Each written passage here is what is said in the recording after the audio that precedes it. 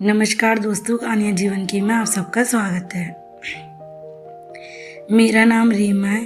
अगर आप मुझसे सालों पहले पूछते कि मेरी ज़िंदगी का सबसे बड़ा सपना क्या है, तो मैं बिना झिझक कह देती एक खूबसूरत परिवार। मुझे हमेशा से लगता था कि ज़िंदगी का असली सुख वही है जहाँ पति पत्नी एक दूसरे का हाथ थामे हर परिस्थिति में गुजरे। बच्चों की खिलखिलाहट और शाम को घर लौटने पर अपनेपन की गर्माहट मिले। मेरे माता पिता मध्यम वर्ग की सोच वाले लोग थे। पापा हमेशा कहते थे, बेटी शादी वहीं करना जहाँ इज्जत और समझदारी हो, वरना दौलत और शान शौकत सब बेकार है। उनकी बातों में दिल में एक ख्वाब बो दिया था कि मेरा पति मेरी ताकत बनेगा और मैं उसकी। मेरी मुलाकात आदित्य से एक पारिवारिक समूह में हुई थी। लंबा सा गहरी आंखों वाला, बेहद सलीके से बात करने वाला इंसान। पहली बार जब उसने मुझसे बातचीत की तो मुझे लगा जैसे उसकी हर बात में सच्चाई हो। हमारी पहचान धीरे धीरे दोस्ती में बदली और फिर हिस्ट्री की बात घर तक पहुंची। पापा मम्मी को आदित्य का स्वभाव अच्छा लगा और कुछ ही महीने में हम शादी के बंधन में बंध गए। शादी के शुरुआती दिन जैसे किसी सपने की दुनिया से कम न थे। हम साथ घूमते, छोटी छोटी बातें शेयर करते, एक दूसरे के लिए वक्त निकालते। कभी कभी मैं रसोई में नए नए व्यंजन बनाती और आदित्य को बच्चे की तरह तालियां बजाकर कहता, वाह मेरी पत्नी तो शेफ निकली। तब मैं हंसते कह देती, बस एक ही खुश रहना हमेशा, ऐसे ही खुश रहना हमेशा। लेकिन शायद जिंदगी इतनी सीधी नहीं होती। धीरे धीरे हमारी भी छोटी छोटी बातों पर बहस होने लगी। काम का दबाव, आर्थिक जिम्मेदारियां और कभी कभी आपसी अहंकार रिश्ते की नींव को कमजोर करने लगा। मैं चाहती थी कि वो मुझसे पहले की तरह समय दे, लेकिन वे अक्सर थकान और तनाव का बहाना बनाता। एक दिन मैंने उससे कहा, आदित्य हमारे साथ बैठकर बातें करनी चाहिए, शायद हम गलतफहमी दूर कर सकें। वह गुस्से में बोला, रीमा मुझे तुम्हारे तानों से थकान होती है। अगर तुम्हें लगता है कि मैं तुम्हें सही नहीं देता तो शायद हम दोनों एक दूसरे के लिए बने ही नहीं। उसकी बात ने मेरे दिल को चीर दिया। मैं चुप हो गई, लेकिन अंदर ही अंदर रिश्ते की डोर ढीली बढ़ती जानी थी। महीने तक हमने कोशिश की पर हर कोशिश नाकाम रही। झगड़े इतने बढ़ गए कि हम साथ बैठकर तलाक का फैसला कर लिया। सब कागजों पर दस्तक हुए तो मुझे लगा जैसे किसी ने मेरे दिल निचोड़ लिया हो। घर लौटते ही माँ ने गले लगाकर रोते कहा, बेटी अब तो अकेले नहीं, हम है ना।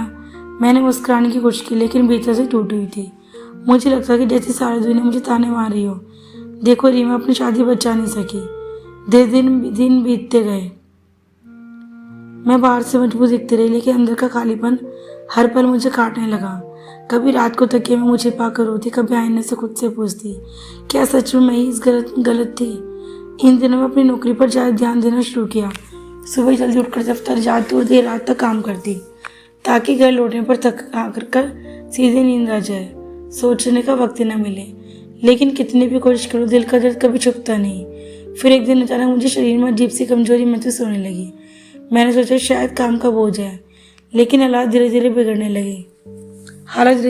लगी। अक्सर चक्कर आना, तेज बुखार, अनचाही थकान। आखिरकार मैंने डॉक्टर को दिखाया। उन्होंने कुछ टेस्ट लेके जब रिपोर्ट हाथ में थमाई तो मेरे पैरों तले जमीन खिसक गई। मेरे भीतर कैंसर पनप रहा था। मुझे लगा कि जैसे दुनिया थम गई हो। मैंने कुर्सी पर बैठी रहा। डॉक्टर की बात सुनते मेरी आंखों में आंसू भर आए। उन्होंने कहा, रीमा जी घबराइए मत, अगर इलाज तुरंत शुरू किया जाए तो बीमारी को काबू में किया जा सकता है। लेकिन मेरे दिल में एक ही सवाल गूंज रहा था, अब कौन होगा मेरे साथ। माँ बाप बूढ़े हो चुके थे, भाई अपनी ज़िंदगी में व्यस्त था, दोस्त अपने अपने परिवार में सिमट गए थे, और मैं भी तो पहले ही सबको कह चुकी थी मैं मजबूत हूँ, मुझे किसी सहारे की जरूरत नहीं। उस रात में छत पर अकेली बैठे आसमान को देखती रही। आंखों में आंसू बहते रहे और मन में वही ख्याल घूमता रहा, काश आदित्य आज मेरे पास होता। मैंने सोचा था कि तलाक के बाद मैं कभी उसका नाम भी नहीं लूँगी, लेकिन उस मुश्किल घड़ी में दिल में सबसे पहले उसी को पुकारा। फ़ोन उठाकर उसका नंबर डायल करने से पहले मैं काँप रही थी। मन कह रहा था मत कर, उसने तुझे छोड़ दिया, लेकिन दिल कह रहा था कम से कम आखिरी बार कोशिश कर ले। और यहीं से मेरी ज़िंदगी एक नया मोड़ पर आने वाली थी।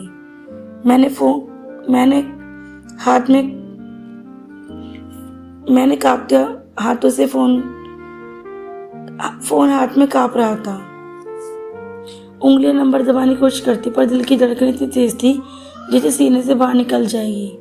बहुत देर तक मैं सिकों उड़ती रही। फिर अचानक हिम्मत जुटाकर कॉल बटन दबा दिया। रिंग बजती रही। हर सेकंड मुझे पहाड़ जैसा भारी लग रहा था। अचानक उसके हेलो की आवाज़ कान में पड़ी हुई, जानी पहचानी आवाज़। न जाने क्यों आंखों में आंसू बह निकले। कुछ पल में बोली न पाई, कौन है? आदित्य ने दोबारा पूछा। मैंने कांपती आवाज में कहा, आदित्य, मैं रीमा बोल रही हूँ। कुछ सेकंड की चुप्पी छा गई, लगा जैसे उसने मुझे पहचानने से वक्त लिया हो। फिर उसने धीरे से कहा, रीमा, इतनी रात को सब ठीक है ना? मेरे पास झूठ बोलने की ताकत थी। मैं फुट फुट कर रो पड़ी। रीमा, क्या हुआ? तू रो क्यों रही है? उसकी आवाज़ में चिंता साफ झलक रही थी। मैंने खिलाते हुए कहा, आदित्य, मुझे कैंसर हो गया। हाँ, ये कहती मेरे अंदर की सारी हिम्मत जैसे टूट गई। फ़ोन कान से लगाकर मैं सिसकियाँ खो गई। कुछ देर खामोशी रही, फिर उसने डरते आवाज़ में कहा, तू वहीं रह, मैं आता हूँ। मैं हैरान रह गई। सालों में हमने एक दूसरे से बात तक नहीं की थी और आज वो ऐसे ही कह रहा था कि जैसे कुछ हुआ ही ना हो। करीब 1 घंटे बाद दरवाजे की घंटी बजी। दरवाज़ा खोला तो सामने आदित्य खड़ा था। उसकी आंखों में वही चिंता जो शायद कभी मेरे लिए थी। रीमा, उसने मेरा नाम लेकर कहा, इतना भर कहा। मैं फिर रोने लगी और मुझे कुर्सी पर बैठाकर बोला, शांत हो जा, मुझे सब पता। मैंने धीरे धीरे सब बताया, टेस्ट रिपोर्ट, डॉक्टर की बातें और मेरा डर। वह चुपचाप सुनता रहा। फिर उसने मेरा हाथ थाम कर कहा, रीमा, तू अकेली नहीं, हम साथ मिलकर इस बीमारी को रहेंगे। उसके शब्दों ने मेरे दिल को राहत दी। वर्षों बाद किसी ने मुझे एहसास दिलाया कि मैं सचमुच अकेली नहीं हूँ। अगले दिनों मुझे अस्पताल ले गया। डॉक्टर ने सारी बात की, इलाज की रूपरेखा समझी। डॉक्टर ने कीमोथेरेपी और दवाइयों का लंबा सिलसिला बताया। मैं डरी हुई थी, लेकिन आदित्य का आत्मा देखकर मेरे मन में हिम्मत जागी। इलाज शुरू हुआ। कीमोथेरेपी के बाद जब मेरे बाल झड़ने लगे तो आईने में खुद को देखकर टूटने लगती। एक दिन रोते मैंने कहा, आदित्य, देखो मैं कैसी लगने लगी हूँ। अब मुझे वो रीमा कहाँ रही? मैं मुस्कुरा कर बोला, रीमा, बालों से चेहरे से तू नहीं बदलती। तेरी असली खूबसूरती तेरी हिम्मत है और आज भी वैसी ही है। उसकी बात सुनकर मेरी आंखें भीग गई। मुझे लगा जैसे वह अब भी मुझे पहले की तरह चाहता है। बीमारी के बीच उसने मेरा हाथ कभी नहीं छोड़ा। हर कीमोथेरेपी सत्र में मेरे पास बैठा रहता, दवाई लाता और घर पर मेरा ख्याल रखता। कभी कभी माँ कहती, बेटी, भगवान ने फिर तुझसे सहारा दिया। मैं चुप सोचती, हाँ, शायद यही मेरी किस्मत है। दिन बीतते गए, इलाज लंबा था, तकलीफें भी बहुत थी। कई बार शरीर जवाब देता तो कई बार मन हार मानने लगता, लेकिन हर बार आदित्य मुझे संभाल लेता। एक रात में बुखार से काँप रही थी। मैं बिस्तर पर पड़ी पड़ी बराबर कह रही थी, अब नहीं सहा जाता आदित्य, मैं हार रही हूँ। मैं मेरे माथे पर ठंडा कपड़ा रखते हुए बोला, रीमा, हारने का हक तुझे नहीं है। तू सिर्फ अपनी ज़िंदगी के लिए नहीं लड़ रही, बल्कि उन सब के लिए लड़ रही है जो तुझसे प्यार करते हैं। सोच, अगर तू हार गई तो मैं क्या करूँगा? उसकी आवाज़ काँप रही थी। पहली बार मैंने उसकी आंखों में आंसू देखे। उस पर मुझे एहसास हुआ कि रिश्ता शायद कभी टूटा ही नहीं था, वक्त और अहंकार के धुएं से ढक दिया था। धीरे धीरे मेरी हालत में सुधार आने लगा। डॉक्टर भी कहने लगे, आपका रिस्पॉन्स अच्छा है, उम्मीद है सब ठीक हो जाएगा। लेकिन ये सफ़र सिर्फ बीमारी लड़ाई नहीं था, मेरे और आदित्य के रिश्ते की नई शुरुआत थी। हम दोनों फिर से एक दूसरे के लिए खुलकर बात करने लगे। कभी पुराने दिनों की यादें ताज़ा होती तो कभी कभी आने वाली कल की बातें। मैं सोचती थी, काश हमें अहंकार और गलतफहमी को इतना बड़ा ना होने दिया होता।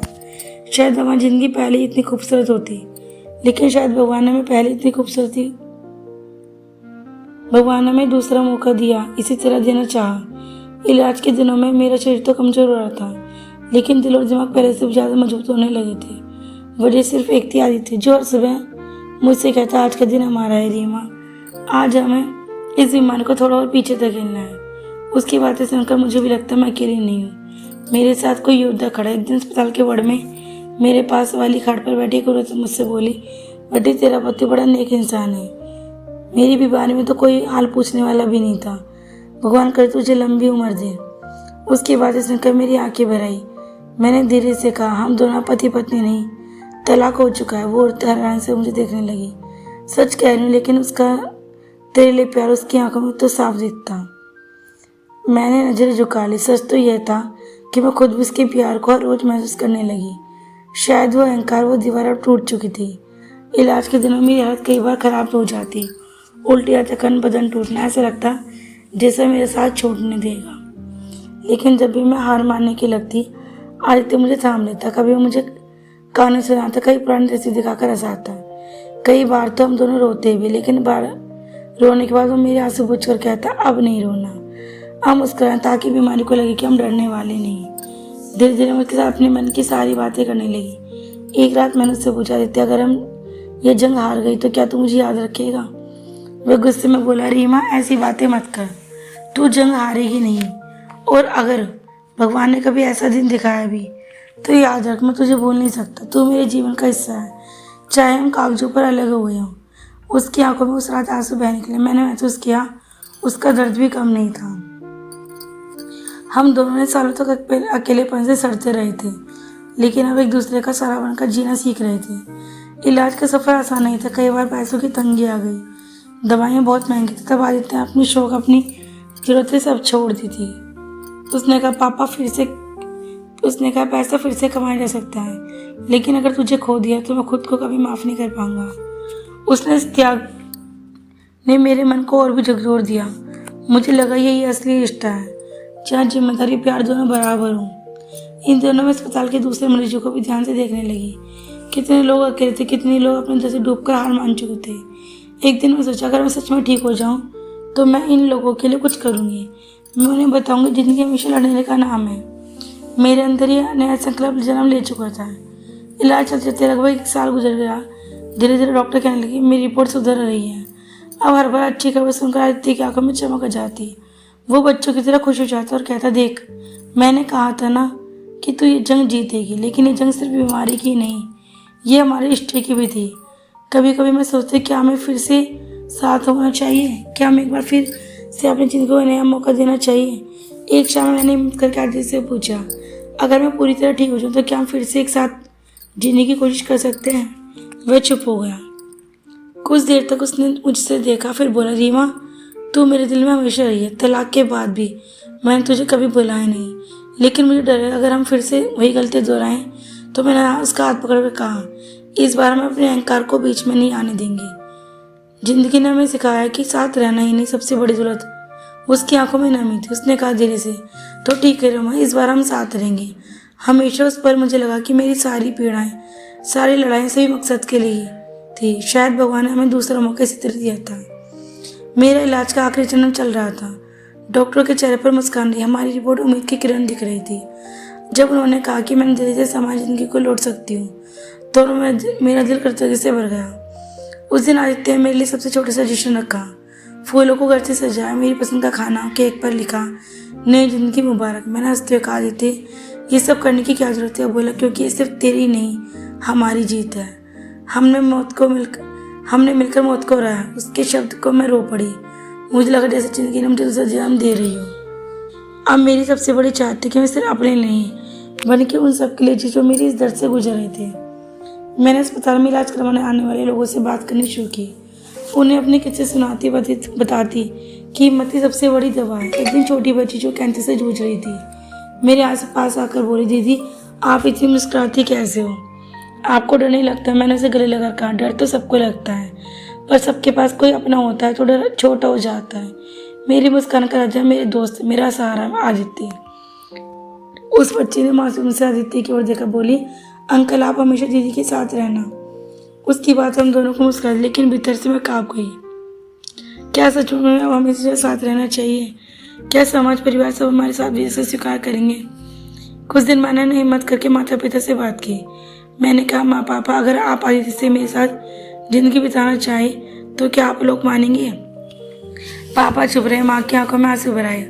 उन्होंने मेरा हाथ पकड़ कर कहा, बेटी जब तू बीमार थी और हमें लगा कि तू अकेली है, तब आदित्य ही तेरे साथ था। रिश्ते कागज से नहीं निभाने से बनते हैं। अगर तू खुश रह सकती है उसके साथ तो हमें कोई एतराज नहीं। उनकी बातें सुनकर मेरे दिल का बोझ हल्का हो गया। कुछ ही हफ्ते बाद हम दोनों ने तय किया कि हम फिर से साथ रहेंगे। शादी जैसी औपचारिकता से ज़्यादा हमारे लिए मायने रखता था कि हम दिल से जुड़े रहें। लेकिन परिवार और समाज की खुशी के लिए हमने सादगी से दोबारा विवाह किया। उस दिन मैं लाल साड़ी में थी, आदित्य सफ़ेद कुर्ते में। कोई भव्यता नहीं, बस अपनों का आशीर्वाद, हमारे दिल की सच्चाई। अब जब उसने मेरे गले में मंगलसूत्र डाला तो फिर मेरी आंखों में आंसू बह निकले।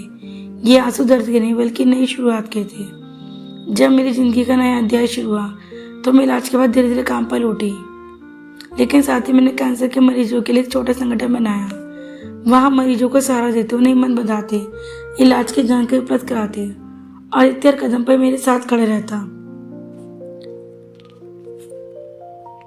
और वह कहता, रीमा ये तेरा मिशन नहीं, मैं भी तेरा साथी हूँ।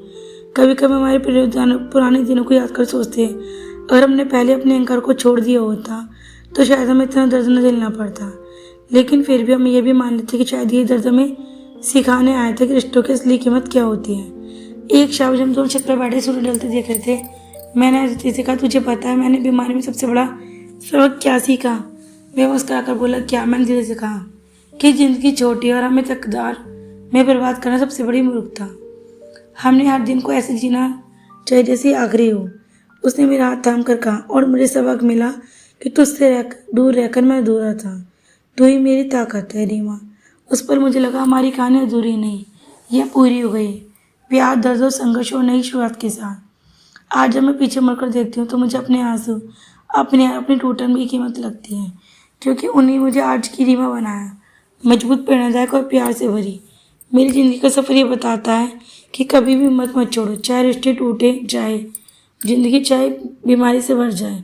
अगर दिल में प्यार और हिम्मत हो तो हर अंधेरा पार किया जा सकता है। मैं चाहती हूँ मेरी कहानी में सबकी रोशनी बने जो अकेलेपन से, बीमारी से जूझ रहे हैं, क्योंकि मैं जानती हूँ रिश्ते टूट के पार भी ज़िंदगी है, वे ज़िंदगी खूबसूरत हो सकते हैं। दोस्तों, ये कहानी सिर्फ मेरी और अदिति की नहीं, उन सब लोगों की कहानी है जो ज़िंदगी की मुश्किल दौर से गुजरते हैं। प्यार, विश्वास और हिम्मत अगर साथ हो तो सबसे बड़ी लड़ाई भी जीती जा सकती है। अगर आपके पास कोई अकेला दुख में या हिम्मत हार चुका हो तो उसे सहारा दीजिए, उसके पास जीवन में मदद, उम्मीद का दिया जलाइए। हो सकता है आपकी एक मुस्कान, एक मदद उनकी ज़िंदगी बदल दे।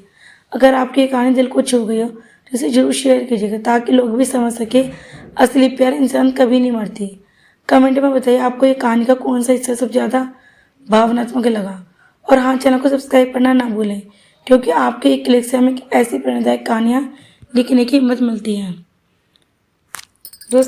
राधे राधे दोस्तों, कल फिर मिलते एक नई कहानी की।